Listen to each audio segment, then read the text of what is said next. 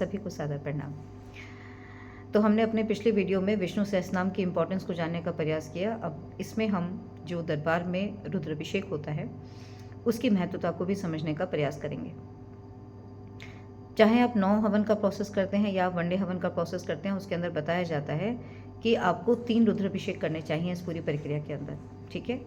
और इन सब चीज़ों को भी समझना चाहिए, क्योंकि क्यों करे जाते हैं ये 3 हवन, मतलब 3 जो आप रुद्राभिषेक करते हैं उसमें है आपके साथ काल सर्प दोष चला आता है।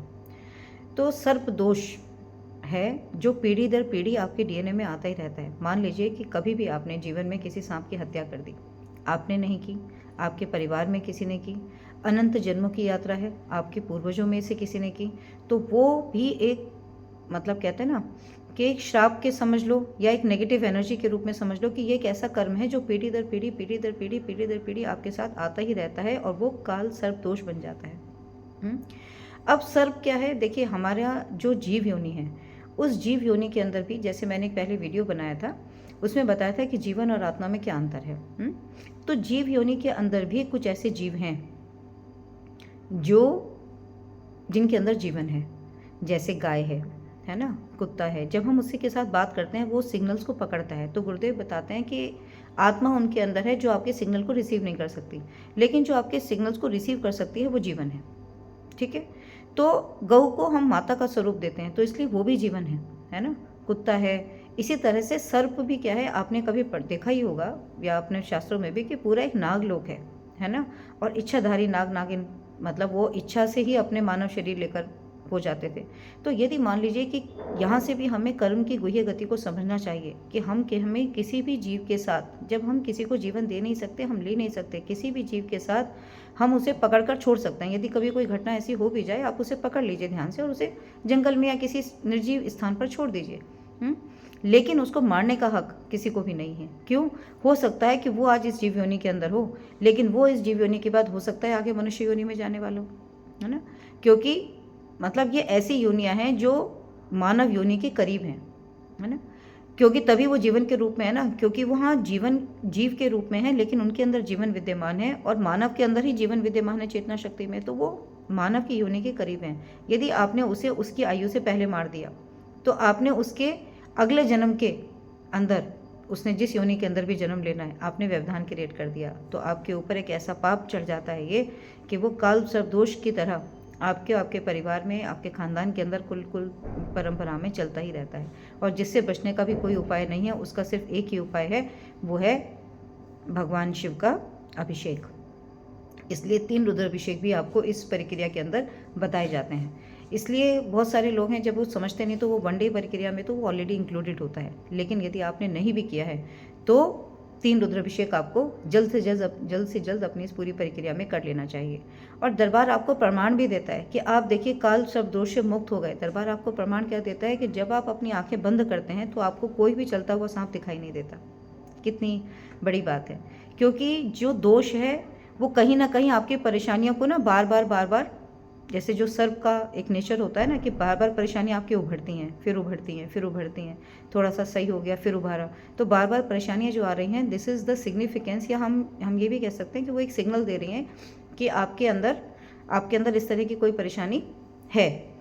तो उससे क्या होगा कि दरबार जो आपको दिखा रहा है कि काल आप किसी चलते हुए सांप को नहीं देख सकते। देखिए यहाँ भी समझना है कि हम कभी भी किसी भी चीज़ को जब देखते हैं तो वो एक चित्रण के रूप में हमारे शरीर के आकाश तत्व में मतलब इम्प्रिंट हो जाती है ना। जितनी भी हमारी इंद्रियां हैं, जो भी हमने देखा, जो भी हमने सुना, जो भी हमने बोला, वो एक इन्फॉर्मेशन के रूप में हमारे शरीर के जो 5 तत्व हैं उनमें से आकाश तत्व में जाकर रजिस्टर हो जाती है। तो जब हमारे साथ काल सर्प दोष किसी के परिवार में भी चल रहा हो तो वो सर्प के रूप में उसको दिखाई देगा। हो सकता है किसी को सपने में बहुत ज़्यादा सांप दिखाई देते हो, तो इसका मतलब कहीं ना कहीं आप नागलोक से उस एनर्जी फील्ड के साथ जुड़े हुए हैं, ठीक है। लेकिन जब आप प्रक्रिया कर लेते हैं तो आप नहीं देख पाते, क्योंकि वो जो स्मृति आपके अंदर पड़ी हुई है, आकाश तत्व के अंदर जो ये रिकॉर्डिंग पड़ी हुई है, जो आपके आकाशिक डीएनए के अंदर आ रही है, दरबार क्या करेगा, उस स्मृति को जब आप 3 रुद्राभिषेक करेंगे तो वो आपके एनर्जी फील्ड से कट कर देगा। तो आपके साथ जो स्नेक की नाक की एनर्जी फील्ड जुड़ी हुई थी, वो एनर्जी फील्ड की सारी स्मृतियाँ कट जाएंगी। तो जब वो कट जाएंगी तो वो चित्रण भी कट जाएगा, क्योंकि जब तक ये एनर्जी फील्ड, आकाश तत्व की एनर्जी फील्ड, आपके अंदर से निकलने वाली इन्फॉर्मेशन और जिस सांप को आपने मारा उसके अंदर से निकलने वाली इन्फॉर्मेशन, जब तक ये बॉन्ड के रूप में जुड़े हुए थे तब तक आप उससे प्रभावित थे। जैसे ही उस बॉन्ड को तोड़ा जाएगा, उस स्मृति को, उस कर्मबंधन को तोड़ा जाएगा, तुरंत ही वो नाग भी आपके चित्रण से चला जाएगा, है ना। तो यहाँ भी डोनर और एक्सेप्टर की क्रिया हो रही है, एनर्जी एक्सचेंज हो रहा है। वही बॉन्ड जो पितरों के साथ हो रहा है कि आपको पितृ दिखाई नहीं दे रहे, चित्रण नहीं दिखाई दे रहा, आपने परिक्रिया कर ली, आपको पूर्वज दिखाई नहीं दे रहे। क्योंकि पूर्वज क्यों दिखाई दे रहे थे? वो आपके एनर्जी फील्ड के अंदर थे, है ना। तो एनर्जी फील्ड में जब वो अपनी मुक्ति हुई, उनकी एनर्जी फील्ड चेंज हो गई, तो अब वो नेचर के अंदर उस फॉर्म के अंदर एग्जिस्ट ही नहीं करते। तो जो भी चीज़ हमें दिखाई देती है, जब तक वो नेचर में भी उसी फॉर्म के अंदर है और आपके अंदर भी उसी फॉर्म के अंदर है, तब आप उसे देख पाएंगे।